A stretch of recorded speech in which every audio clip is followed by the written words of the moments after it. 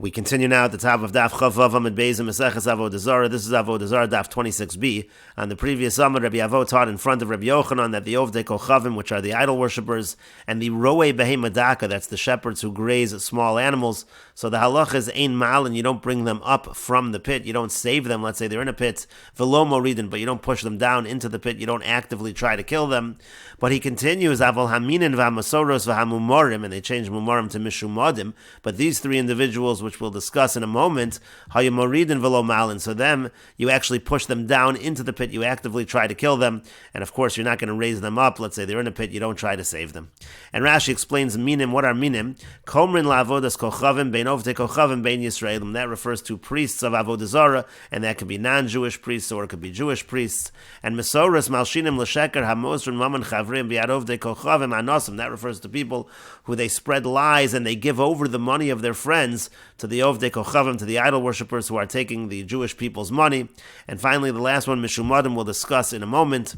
And the Gemara continues the conversation. Amar le Rabbi Yochanan said back to Rabbi Avo, Ani Shona, I have taught the following. It says that you have to return the lost objects of your brother, and that pasuk is an inclusion. L'rabo says hamumar, that includes the mumar, which again, the proper girsa says in the Meseches Hashas, says mishumid, that includes the mishumid. Meaning, I say that by a mishumid, you're even supposed to return his lost object. V'yata amr tayu moridan, and you say that you're supposed to push them down into a pit. You push the mishumid down into a pit and you kill him. And so therefore, Sami Mikan Mumar, you should remove from here Meshum, and that should not be included in the list. The Gemara says, Velishni Le, but why doesn't he give him a different answer? Why doesn't he answer that there are two kinds of Meshumad?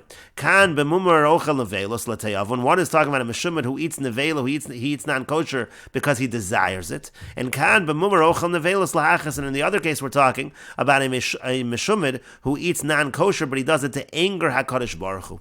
And the Gemara says to that, the reason why that answer is not given is because he holds ochel nevelos lahachas minu, that somebody who eats nevelos in order to anger HaKadosh Baruch Hu, he's already in the category of a min, which again was the category of priests of Avodah Zara, and therefore that's already mentioned, so that cannot be the answer. It can't be that we're talking about two different kinds of mishumadim, and one of them is lahachas, because lahachas would already be considered a min, which is already mentioned in that above statement. And Rashi explains, the first kind of mishumad is one who eats the non-kosher litayavon because he desires it, meaning kishe'ein lahem basar, he doesn't have meat. Avaleino mufkar lios isser v'heter l'fanav la'niach heter v'lechol isser. We're not talking about a person who, if he had kosher and non-kosher in front of him, he would eat the non-kosher. If somebody would eat non-kosher when he has kosher readily available to him, that's considered to be lahachis. And the answer to that was that an ochel nevelos lahachis minhu, he actually is already considered in the category of a min. V'hatanale reisha min, it already says the word minim over there, so clearly the word mishumadim means to say something else. It means to say again litayavon. And Rashi notes, Bekama Devarim Matzino Chiluk Bein Min Lemumar. There are many places where we find this distinction between a min and a meshumid. Kagon, for example, Sefer Torah Shekasvu Min Yisarif. If a Sefer Torah is written by a min, it has to be burned. Udahachen, we also find the distinction that we have right over here, and the Meseches Hashas says, Umoridin Dahacha. That refers to, again, this distinction in terms of whether we're going to push them down into a pit. That also is a distinction between a min and a meshumid. And the Gemara continues, Itmar, it was stated the following, Machlokas Amoroim, Mumar when it comes to a mumar, when it comes to a meshumid, pligi Ravacha v'Ravina. That's a machlokas between Ravacha and Ravina. Chadamar, one says l'tayavon mumar. If the person does it out of desire, so then he's considered to be a meshumid. And lahachas, if he does it to anger HaKadosh Baruch Hu, so then min have it, then he's considered to be a min. The Chadamar, the other one says afilu lahachas nami. Even if he does it to anger HaKadosh Baruch Hu, mumar, that still is in the category of a meshumid. Ela ezehu min. Rather, what's considered to be a min? Zeha oved elile kochavim. That's a person who actually worships the idols. And the Gemara continues, Meisvei, we have a question from the following Braisa, Achol paro shechad or yito shechad. Let's say a person eats a flea or a mosquito, harezem mumar, so that person is considered to be a meshumid. The Gemara says, V'hacha, but over here, the lahachis, who is clearly doing it to anger HaKadosh Baruch Hu, v'gatani mumar, and what does it say? It says the person is considered a meshumid. He's not considered to be a min. The Gemara says, no, hasam over there, boy limitam, time of disura there, you don't necessarily need to say it's lahachis. Maybe he wants to taste the taste of isra, the taste of something that is forbidden, and that's considered considered to be L'teyavon. And the Gemara continues, Amar Mar, the master said, we just said above about the three individuals, Hayu Moridin Avalo Malin, that the Min and the Moser and the Meshumid, they're Moridin, we push them down into the pit, but Lo Malin, we don't bring them up. And so the Gemara asks, Hashta Chose Machsinon. Now, if you're saying that we actually lower them into the pit, we push them down to actively kill them, Asuki Miboy, do we even need to say that you don't lift them up? Of course you're not going to save them. And the Gemara answers, Amar Rav Yosef Bar Chama, Amar Rav Sheshes. Rav Yosef Bar Chama says that Rav Sheshes says, Lo nitzrecha shem haisa male bebor megarara. What we need this for is to teach that let's say there is some kind of a platform in the pit which he could use to escape, so the Jew is actually allowed to scrape it down so that he can no longer escape. So it's not just that he doesn't lift him out of the pit and save him, he can even do things to prevent him from saving himself. The Naked Le'elan, the Jew is able in that case to say some kind of a pretext. V'yamar, he could say, Lo teichos chivasi lavi, that I'm just doing it so that an animal doesn't descend upon him, upon this person, and therefore since he can give some kind of an excuse, he can even go that far.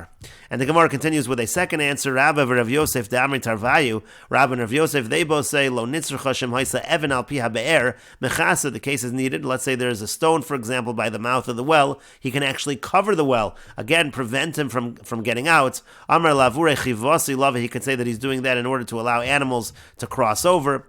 And the Gemara continues with a third answer. Ravina Amar Ravina says Shem hayasula mesalko, that even if there's a ladder, he can remove that ladder. Amar ba'ino lachuse brime yigran. He can give the excuse. He can say that he needs to lower his son from the roof. And Rashi explains parosh v'yito shafli, or a mosquito ein adam ochlon l'tayavon. In general, we don't assume that a person eats that because they desire it. Litom time adisur. But then the Gemara said no, maybe he wants the taste of isur.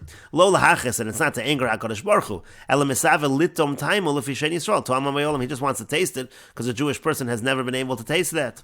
Shem haisa male bebor. And then the Gemara said, let's say there's some kind of a platform, a step in the pit that he's able to get out. Asuya bekarka, that's part of the earth. V'yachol lalos, he's able to get out. Megara, so he can scrape it down.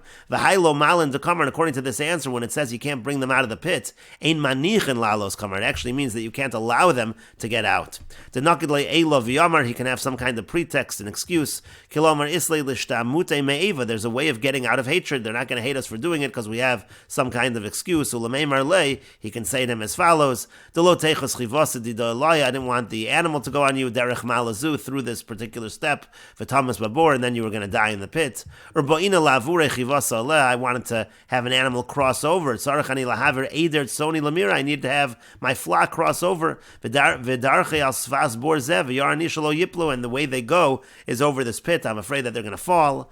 And so again, as long as you can use these various excuses, lo malin, then you're even able to prevent the person from escaping from the pit. And the Gemara continues, Tanu Rabbanan, the rabbis taught, Yisrael moles ha'ovet kochavim, a Jew is allowed to circumcise an idol worshipper, l'shum ger, in order to convert him, la'afuke l'shum morna delo, but he's not allowed to do it to remove a worm, meaning to heal him. That's not allowed, because again, as we said, lo malin, you're not allowed to save them. In this case, you're not allowed to heal them for free. V'yovet kochavim lo yomel Yisrael, and an idol worshipper is not allowed to circumcise a Jewish person, mimnei shechashudin al shvichas damim, because they're suspect of murder. Divrei Rabbi Meir, these are the words of Rabbi Meir. The Chachamim Omer, the Chachamim say, Ovid Kochavim Moles Yisrael, Bisman Sha'achirim Omden Al Gabo, that an idol worshipper is allowed to circumcise a Jew if there are others standing over him. That way there's no concern for murder. Avol Beino Leveinolo, but to do it privately, no, that would be a problem.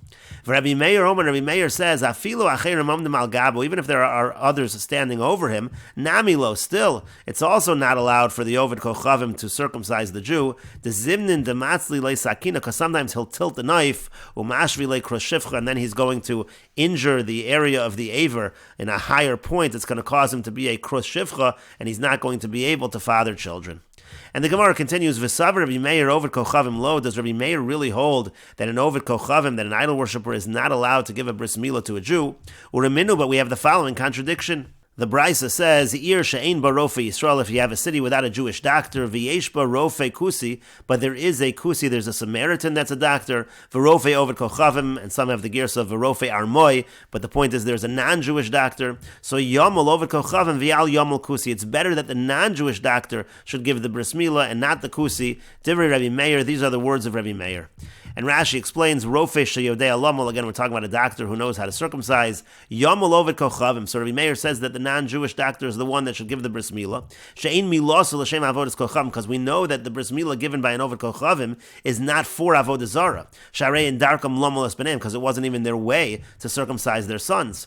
V'al Yomul Kusi, but it shouldn't be the Samaritan that gives the bris milah. Shemol l'shem demusiona shemotzu b'rosh hagrizim, because he gives the bris milah for the demusiona, for this Avoda Zara that they have at Hargrizim. V'yovdin la avoda, they worship this particular Avoda Zara. Kedamar ba'akol shochten umolin es b'neim l'shem yonazu. That's what it says in Hakol Shochten. And so therefore, says Rabbi Meir, it's better that the Ovid Kochavim should give the bris milah, and that contradicts Rabbi Meir before, because Rabbi Meir before said that an Ovid Kochavim should not give a bris milah because of the fact that they're suspected on shvichas damim, they're suspected of murder. And the Brisa continues, Rabbi Yehuda says, Yomul Kusi, v'al Yomul Ovid Kochavim, it's better that the Kusi should give the bris milah and not the Ovid Kochavim, and Rashi says to that, Kusi v'lo Ovid Kochavim, ibnei shechashad al shvichas damim, because again, the Ovid Kochavim is suspect on murder. And so in any case, you have here a contradiction within Rabbi Meir, and the Gemara says, Eipach, we'll just reverse the opinions.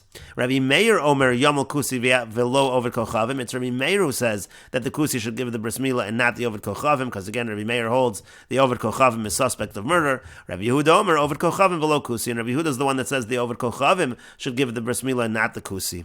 But the Gemara asks on that, V'sav Rabbi Yehuda Ovid Kochavim shaper dami, does Rabbi Yehuda hold that an Ovid Kochavim is able to give the bris milah? V'atanya, but we learned in another brayso, so Rabbi Yehuda Omer, Rabbi Yehuda says, Minayin lamila b'Ovid Kochavim shipsula, from where do we know that bris milah by an Ovid Kochavim is disqualified? Shenemar, as it says in the pasuk, V'yato as brisi tishmor, it says, you keep my covenant, and that's a pasuk by Avram, and therefore we learn from that it cannot be done by an Ovid Kochavim. So you can't answer the brayso, the contradiction in Rabbi Meir, by reversing the opinions of the brayso, because then you just have a contradiction within Rabbi Yehuda. And so the Gemara says, Elul yolam lo seipach, rather don't reverse it. And so now we do have this contradiction within Rabbi Meir. Is there a concern for shvichas damim or not? V'hacha b'may askinon, and here what are we talking about? And we will continue with this discussion in the next video on Daf Chav Zayin Amud Aleph.